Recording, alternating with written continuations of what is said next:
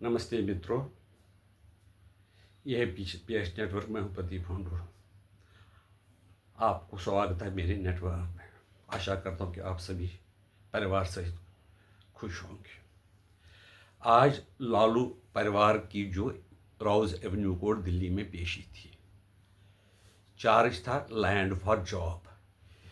ये आरोप है कि लालू के पास बिहार के कई लोग जाते थे तो उससे कहते कि हमें नौकरी नहीं है, हमें नौकरी चाहिए। जैसे कि एक अपना एमपी है, अपना लीडर है, तो आशा रहती है कि वो हमारी मदद करेगा।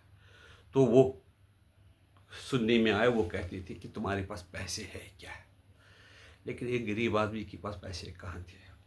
ऐसा सुनने में है। तो उनको कहा कि ये जो ज़मीन है, आपकी ज़मीन अगर है तो हमारे नाम लिखवा दो। और कई लोगों की ज़मीनें ली गई और उनको नौकरी दी गई।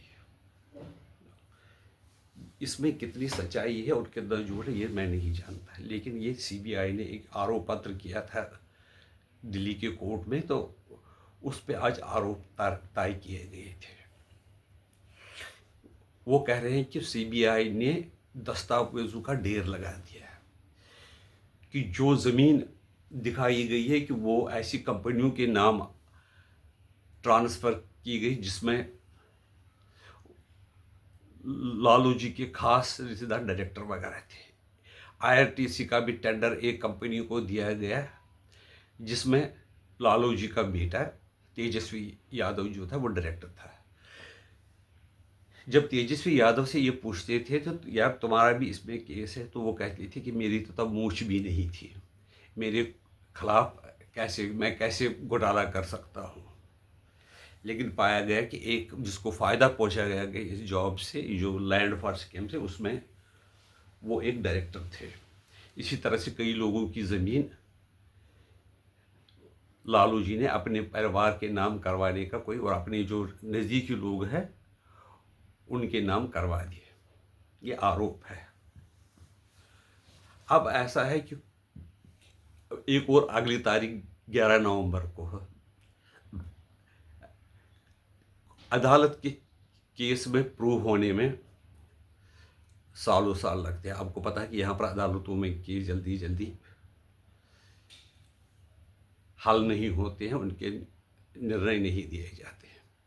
लेकिन जो लोगों की अदालत है उसमें लोगों को ये विश्वास हो जाता है कि जो उसके खिलाफ किया गया, जब कोर्ट भी आरोप तय करता है तो इसका मतलब कुछ न कुछ हुआ है। और ऐसे व्यक्ति पे तो के खिलाफ लोग तो ये विश्वास कर ही लेंगे, क्योंकि ये पहले भी एक कन्विक्ट है, यानी कि उसकी जो आदात हैं, उसकी जो गड़बड़ें हैं वो पहले से ही प्रूव हो चुकी है, ये कन्विक्टेड है। लेकिन रांची में उसकी अपनी सरकारें हैं, वो किसी बहाने के अस्पताल में रहता था, किसी बहाने खास एक जेल में उसको भेजा जाता था ताकि वहाँ पर उसको सुविधाएं वगैरह, गेस्ट हाउस वाली सुविधाएं मिल जाए। लेकिन लोगों में ये मुझे परसेप्शन जा चुका होगा कि ये जो आदमी है इसने वास्तव में गरीब आदमियों की ज़मीनें हड़प कर उनको नौकरी दी, क्लास 4 की नौकरी, या किसी को क्लास 3 भी दिलवाई होगी, लेकिन कुछ न कुछ हुआ है। ये केस इसलिए भी इम्पॉर्टेंट है कि मनमोहन सिंह की सरकार में बहुत से ऐसे स्कैम हुए हैं कि वो उसमें कोई ख़ास बात नहीं है। 2G स्कैम, कॉमनवेल्थ स्कैम, वो तरंगों का स्कैम, क्या क्या नहीं हुआ है स्कैम, वो बहुत सबको वो जानकारी है। कई लोग तो फिर सबूत के अभाव में बरी भी हो गए। मतलब ये नहीं कि वो उन्होंने नहीं किया, लेकिन सबूत प्रॉपर जो कोर्ट को चाहिए होते वो बियॉन्ड डाउट होने चाहिए, तो वो सबूत नहीं मिले, उनको बरी कर दिया गया।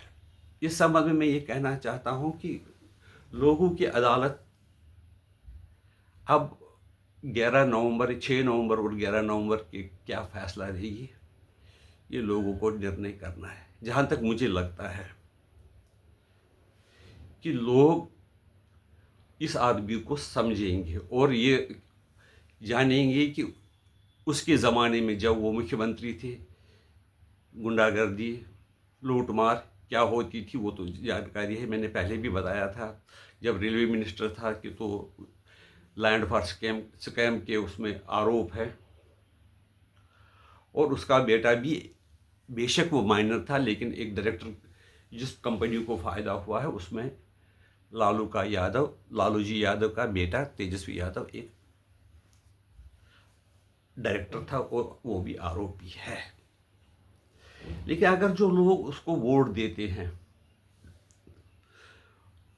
वो मेरे ख्याल में बहुत गलत बात करते हैं। उनको ऐसा नहीं करना चाहिए। अगर वो ये बोलते हैं कि एमवाई कॉम्बिनेशन है, यादव लोग भी बहुत समझदार हैं और उनको भी ये समझना चाहिए कि ये जो लालू जी को हम अगर वोट देंगे तो देश का नुकसान ही होगा। बेशक यादव होने के नाते वो भी नज़दीक से उनके काम होते थे लालू जी की शासन में, हो कईयों के, सबके नहीं कईयों के, और यादव को भी लग रहा था कि ये हमारे नेता है, हमारी उन मतलब हमारी जो आशा है उन पर है, ये लोगों का मानना होता था। लेकिन मुस्लिम एक बड़ा तबका है, अगर ये गठबंधन महागठबंधन की सीट शेयरिंग का पूरा हो गया तो वो उसी गठबंधन को वोट देंगे। उसमें उनको ये कोई दिक्कत नहीं कि लालू कैसा है, लालू ने पहले क्या किया है। उनको सिर्फ बीजेपी को हराना है। मुसलमानों में भी कुछ फीसदी मतलब मेजॉरिटी 90% से ज़्यादा है जो ये कहते हैं कि लालू को किसी तरह से किसी को वोट देना है जो बीजेपी को हरा सकता है। वो भी क्यों? वो इसलिए कि बीजेपी ज़मीनों पे जो कब्जे हटवाती है, सड़क पे जो मज़ार बनाए जाते हैं उनको वो रोकने का प्रयास करती है। बीजेपी पूरी कामयाब हो जाएगी ये मैं नहीं कह सकता हूँ, लेकिन जो इलीगल काम है वो नहीं हो पाएंगे। इसलिए मुसलमान जो है उसको ही वोट देते हैं, लालू प्रसाद यादव और उसके परिवार को ही वोट देते हैं। अच्छा, लालू यादवों में भी ये सोचना चाहिए कि जब भी वो पावर में आते हैं तो किसको वो मंत्री संतरी बनाते हैं? मीज़ा भारती को, रोहिणी आचार्य को, तेज प्रताप यादव को तो अब से फिलहाल वो नकली वोट के लिए घर से निकाल दिया है कि उसको ही उसमें इमेज खराब ना हो जाए।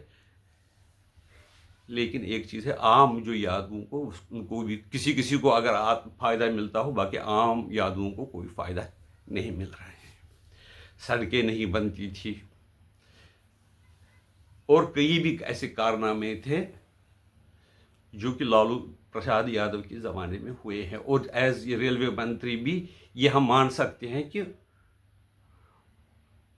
घोटाला लैंड फॉर स्कैम हुआ है। फाइनल निर्णय जो है वो कोर्ट करेगा, इसके बाद पता नहीं district court, high court, supreme court, तब तक ज़माना हो जाएगा और फिर गवाह भी नहीं रहेंगे तो और वो शायद वो उसके बाद बरी ही हो जाएगा। कहने का मतलब है कि लोगों को सोचना चाहिए कि जिसको देश की परवाह है उसको लालू जी को वोट नहीं देना चाहिए। अगर मैं ये नहीं कहना चाहता हूँ कि जो मुसलमान हैं उनको देश की परवाह नहीं है, उनको भी है, लेकिन उनको गलत बताया गया है कि बीजेपी जो है तुम्हारी दुश्मन है। अगर वो आ गई पावर में तो तुम्हें खतरा है, तुम्हें मार देगी, तुम्हारा नुकसान होगा, तुम्हारा कुछ चलने वाला नहीं। ये बात बिल्कुल ही गलत है। यहाँ पर मुसलमान भी, चाहे योगी का शासन हो, मोदी का शासन हो, जहाँ पर भी बीजेपी की सरकार है वहाँ पर किसी को कोई भेदभाव नहीं हुआ है। आवास योजना सबको मिली, लेकिन जो सरकारी ज़मीन पे कब्ज़ा हुआ है वो तो छुड़वाना होगा, उसके लिए जेल भी होनी चाहिए। और जो नेता वगैरह हैं जिनको ये उनके जो नेता है वो उनको भड़काते हैं उनको भी सज़ा मिलनी चाहिए, और उनके जो पीछे पीछे चलकर वो गोलियां चलाते हैं उनको भी सज़ा होनी चाहिए। कुल मिलाकर मेरा जो परसेप्शन है, जो मैंने पहले भी वीडियो बनाया था, कि जो महागठबंधन को बहुत नुकसान होने वाला है और उससे कांग्रेस ने जो यात्रा निकाली थी, वोट चोरी यात्रा, उस पर भी प्रभाव पड़ेगा और उनको भी नुकसान हो सकता है। इसलिए उनके लिए एडवाइस भी है कांग्रेस के लिए कि तो तेजस्वी यादव को मुख्यमंत्री का कैंडिडेट न बनाएं। आपकी राय क्या है इस बारे में हमें बता दीजिए, हम आपके आभारी रहेंगे। आपसे विनती है कि हमारे चैनल को सब्सक्राइब कीजिए, वीडियो को लाइक कीजिए और अगर शेयर करेंगे तो ये इन्फॉर्मेशन ज़्यादा से ज़्यादा लोगों तक पहुंच जाएगी। वंदे मातरम, भारत माता की जय।